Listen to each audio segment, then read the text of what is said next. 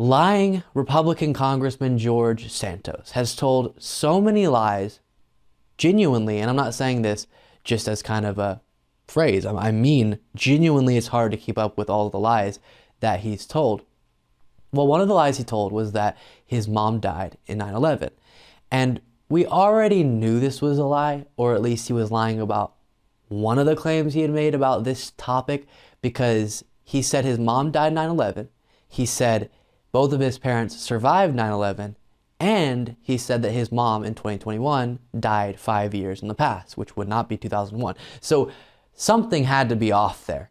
And now we understand it has been confirmed based on immigration records that indeed he was lying. So let me remind you about this first, and then we'll take a look at the new reporting. Here's him saying both of his parents were down there on 9/11 and survived. And I can't believe that that's the reality that we're living in, that I have to hear somebody actually say that the 9/11 memorial is canceled.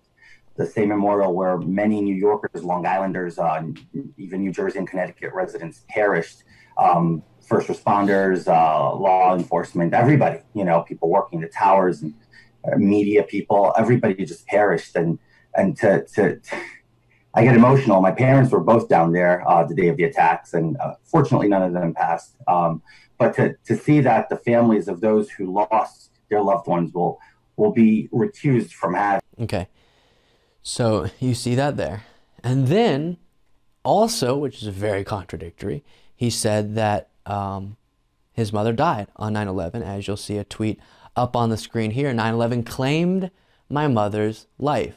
Claimed my mother's life. But then in a different tweet, he said December 23rd, and this is in 2021, this year marks 5 years I lost my best friend and mentor. Mom, you will live forever in my heart. So again, I say all those things can't be true simultaneously. Both of his parents can't survive 9/11. His mom died at 9/11, and his mom died 5 years before 2021. Really doesn't make sense, and now we know for sure that he was lying. Here from the New York Times, Representative George Santos of New York has said consistently that his mother, Fatima DeVolder, was working at her office in the South Tower of the World Trade Center during the September 11th, 2001 attacks. Even as he altered his official biography to remove other false claims, Mr. Santos' account of ties to the tragedy remained. But official immigration documents reviewed by the New York Times on Wednesday directly contradict that claim too.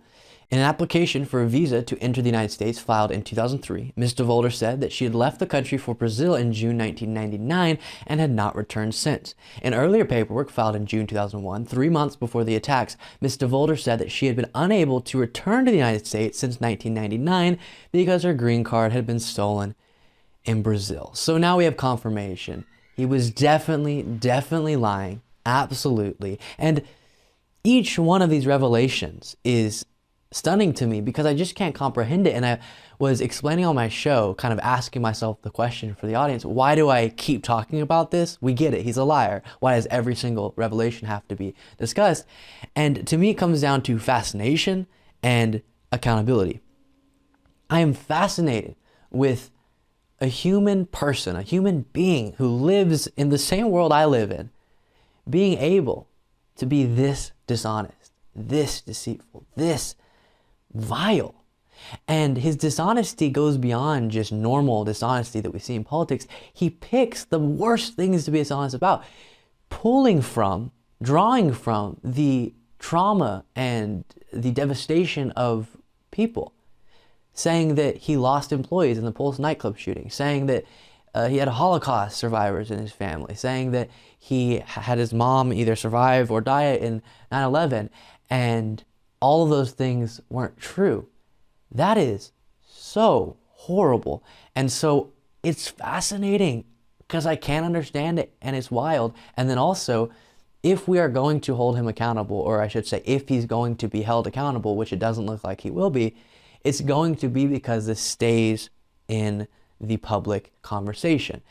And it's unfortunate because it looks like the only chance for accountability is going to come either with his legal troubles or with if he tries to run for re-election in 2 years.